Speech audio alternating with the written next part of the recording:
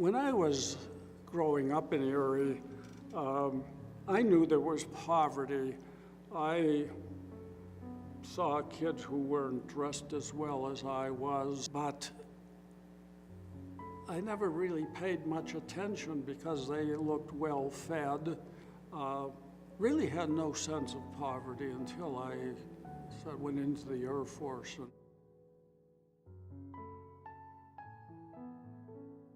Getting into the service, it certainly was one of the defining moments. It allowed me to experience poverty. When you see starvation, when you see a total absence of access to medical care, when there's no furnace that you can turn on in the winter or a warm coat that you can wear in the winter, when you see people dying of diseases that you only read about in the Bible, I think that's poverty. When I think of Dr. Gelcher, I basically think of a very compassionate, intelligent, sensitive human being. He's helped children and adults in India, Turkey, all over the world. He's had so many different impacts on people's lives. There is a family physician, the psychiatrist in town, Dr. Kripa Singh, who came from one of the most impoverished parts of India. And he wanted to do something for the folks back home, so he started a medical clinic. I went over as an ear, nose, and throat man. I made 8 trips. My daughter was working for the government as an Arabic translator, and they sent her to Syria to hone up her skills. She met an American woman over there who was married to a Syrian, and she was supporting financially a clinic for the deaf. She said she couldn't get local doctors to come in and examine the children, and my daughter said, "Boy, you should talk to my father. He'd be over here in a minute." So over we went, examined all the children, who were all stone cold deaf, and found out that the equipment that they were using, I wish I could have had for taken to the Antique Roadshow. So the next year we went back and I took over a better audiometer and taught them how to use it. And that was our second trip over.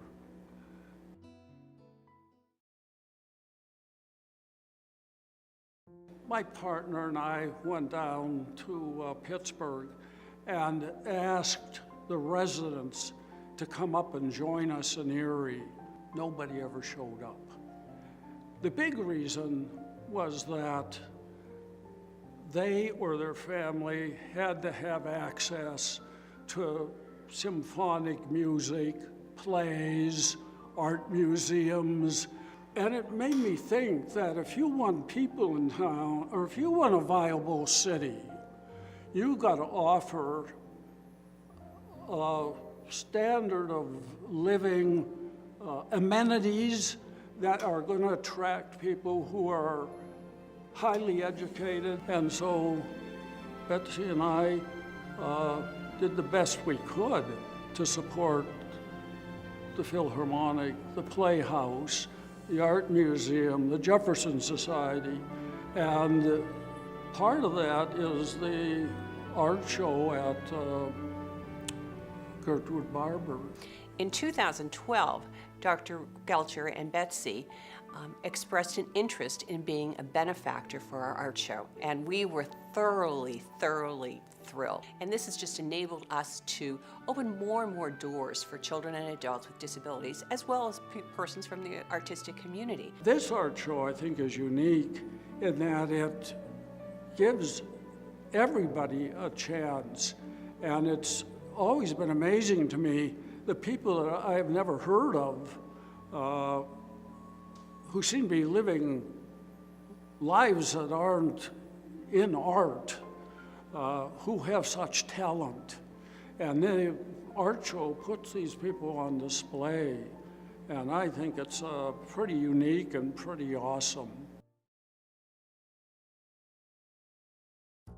We've traveled to many places in the world. Now that I'm old and it's getting much harder to travel, I've pretty well focused down to the Erie Maritime Museum.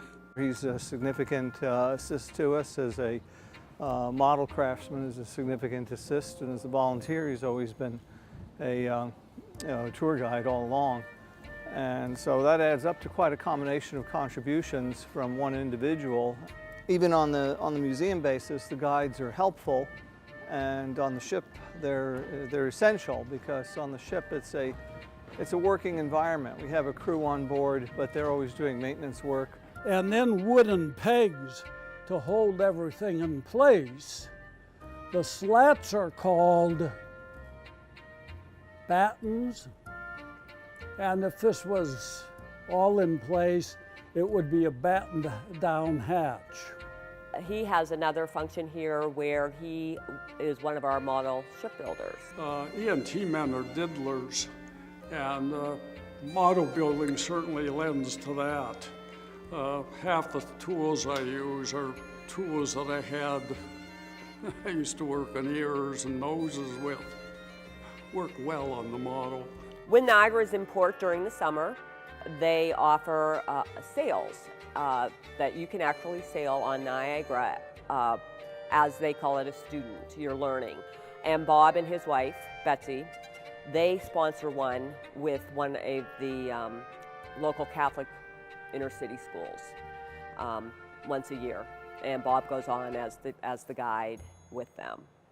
This cannon has been secured, which it has to be, because in rough weather, if it's not firmly tied up against the bulwark, it's going to move around, break, something's going to break.